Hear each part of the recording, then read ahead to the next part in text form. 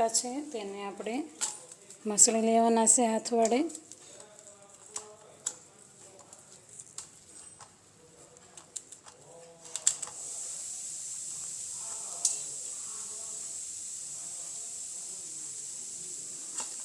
મેં સરસ રીતે આ બટેકાને મસળી લીધા છે. તો હવે આપણે વઘાર કરી નાખશું. એક પાવડું તેલ ગરમ થવા મૂકી દઈશું. તેલ આપણે ગરમ થઈ ગયું છે તો તેમાં વઘાણી ઉમેરી દઈશું અને તેની સાથે આપણે આ આદુ મરચાં અને લસણની પેસ્ટ છે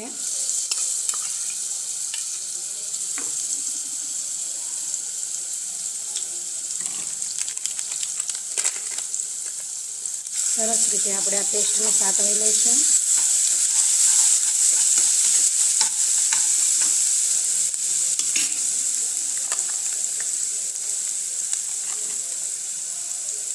ગરમ મસાલો ઉમેરીશું થોડો.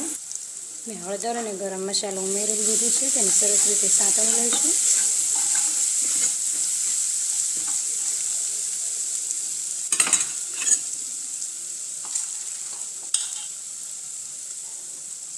બાફેલા બટેકાનો માવો ઉમેરી દઈશું.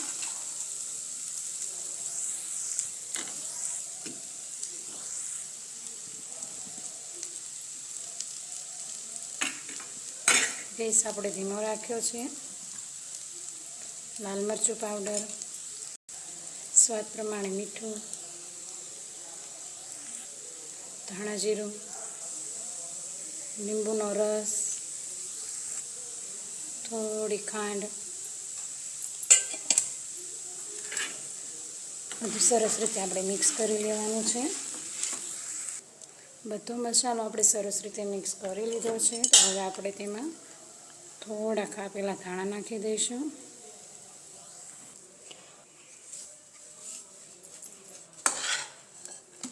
તો સરસ મજાનો આપણો આ મસાલો રેડી થઈ ગયો છે.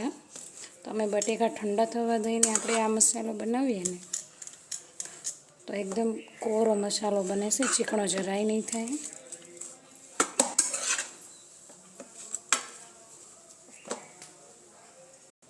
તો હવે આપણે ચણાના લોટનું બેટર બનાવવાનું છે. તો મેં એક તપેલી લીધી છે, તેમાં 1, 2, 3 ચમચા જેટલો ચણાનો લોટ છે. તેમાં આપણે થોડી વઘાણીને હળદર ઉમેર્યું છે, ચપટી લાલ મરચું, સ્વાદ પ્રમાણે મીઠું, થોડું પાણી ઉમેરતા જઈશું અને સરસ એવું આપણે બેટર બનાવી લઈશું.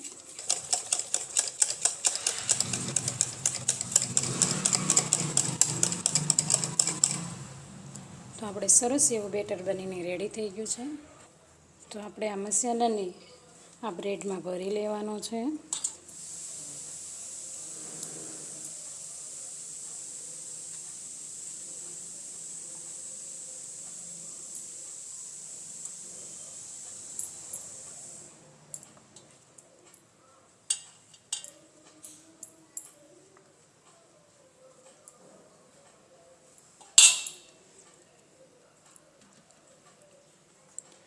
તો આવી જ રીતના આપણે બધી જ બ્રેડ ભરી લેવાની છે.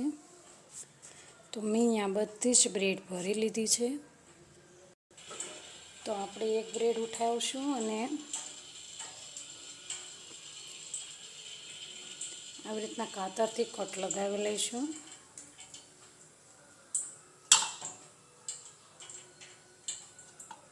તો બધી જ બ્રેડને આપણે આવી રીતના ટુકડા કરીને તળી લેવાની છે. તો મેં અહીંયા તેલ ગરમ થવા રાખી દીધું છે.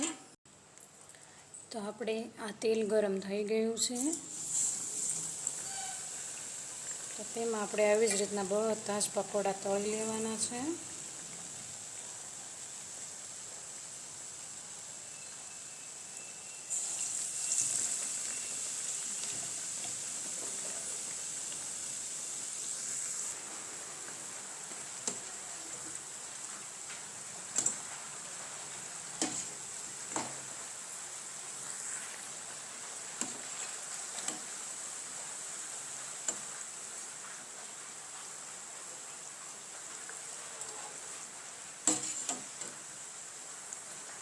તો આવી જ રીતના આપણે બધા જ પકોડા તળી લેવાના છે.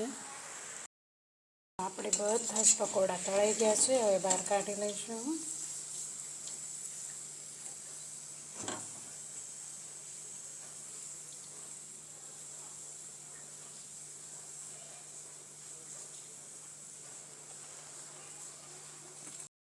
થોડા પકોડા તળી લીધા છે અને થોડી બ્રેડ લોઢીમાં શેકી લીધી છે.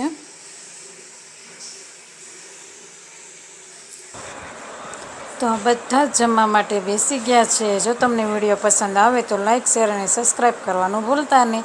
તો મળીએ હવે નેક્સ્ટ વિડીયોમાં. ત્યાં સુધી આવજો.